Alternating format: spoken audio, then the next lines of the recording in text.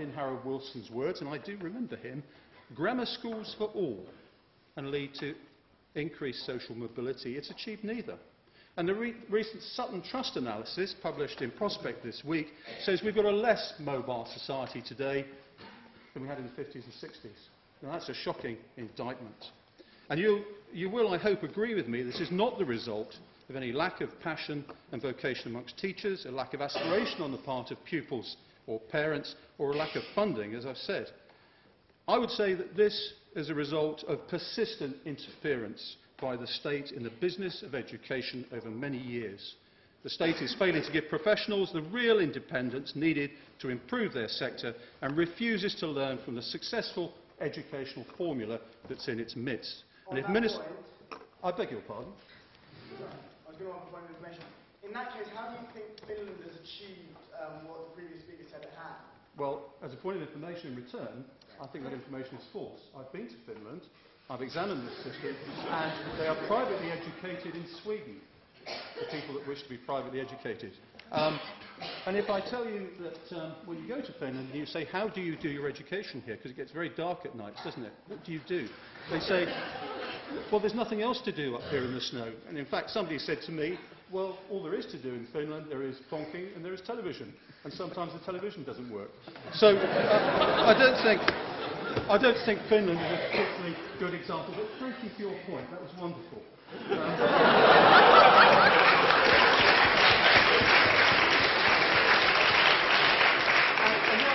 I'd just like to say thank you to George from Magdalen, who showed me the way this evening. Thank you, George, very much indeed. Sorry to embarrass you. There we go.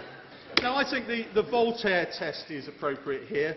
If the independent sector didn't exist, would you have to invent it? Well, yeah, because there's a manifest need for high-quality education on this planet, in this country, because the state fails to deliver consistently what responsible parents, people like yourselves one day, and good citizens require.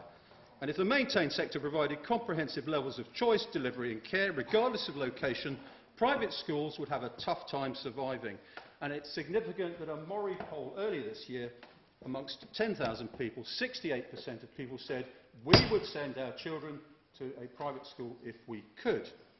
And why else do hundreds of thousands of parents, the vast majority, as I said, who are not rich and whose standard of living is significantly reduced as a result of investing in education for the next generation, subsidise the state-controlled maintained sector to the tune of £3.5 to £5 billion, depending on how you perm the figures. And let's bear in mind that is out of their taxed income. So they're being touched twice for education in this country, for what they pay to their private school and by the government for the cheapskate way in which they provide it in the maintained sector.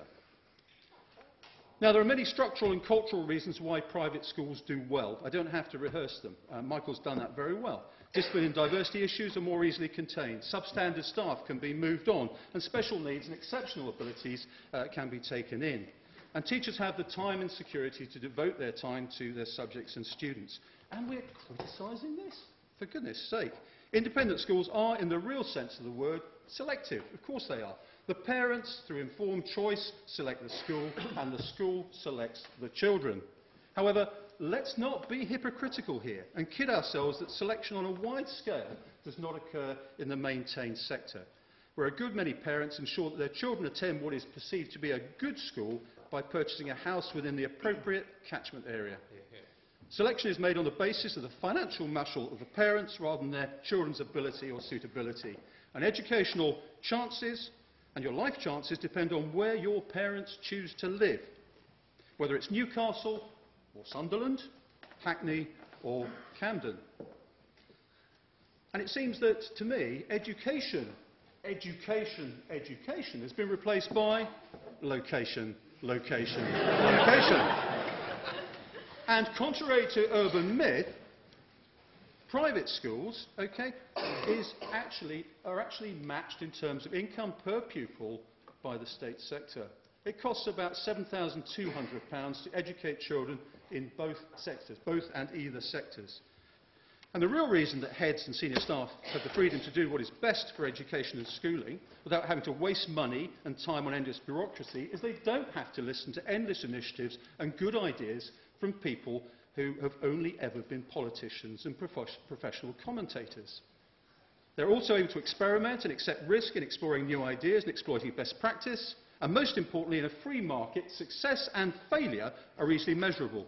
If schools do not provide a competent and reliable service for their children, parents can and do vote with their feet.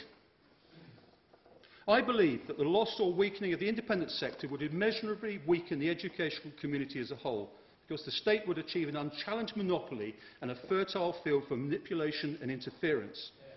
As we have seen from grade inflation, the imposition of imperfect test and exam regimes, we'd be well on the way to Orwell's Ministry of Truth, who, you'll recall, dealt with news, entertainment, education and fine arts. I never got a laugh on that line before, but thank you very much indeed. Okay.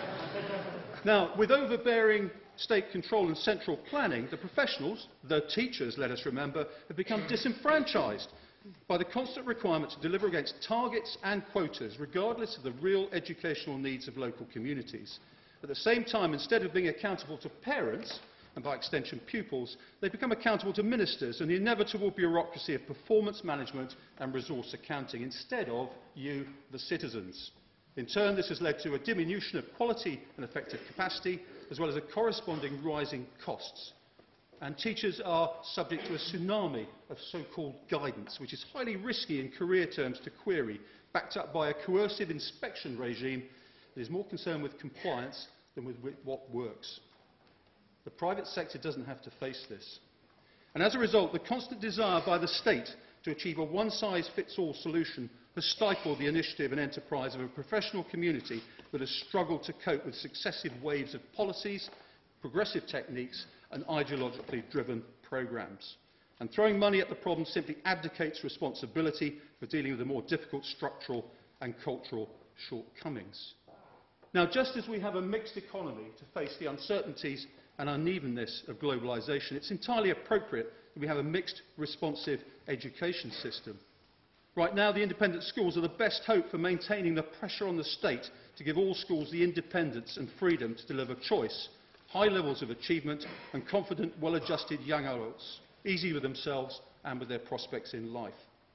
And in the maintained sector, this would suggest a self-regulating community with an independent inspection regime and a light touch from government that allows heads and teachers the freedom, discretion and encouragement to do what they think is right. Without that, our education system as a whole will continue to underachieve and represent a decidedly poor return on investment. And that's why we should applaud the Academy scheme, because it's the first initiative in years that has threatened to break the absolute dead hand of ideology on our education system. And these ideologues, why do they hate the private sector so much? Perhaps because the success of private schools is a constant reproach to the ideologically committed class warriors of yesterday, and we've heard some of that tonight, and a reminder of what a spectacular failure the experiment in centrally controlled educational reform has been. And the situation is faintly reminiscent again of George Orwell. The human beings did not hate Animal Farm any less now that it was prospering. Indeed, they hated it even more. So, in conclusion, ladies and gentlemen, just as the conduct of war is too important to be left to generals, or indeed admirals, I would venture that the education of our children and future generations is too important to be left to politicians, bureaucrats and time-expired commentators, however well-intentioned. The health and vitality of the private education sector in this country remains crucial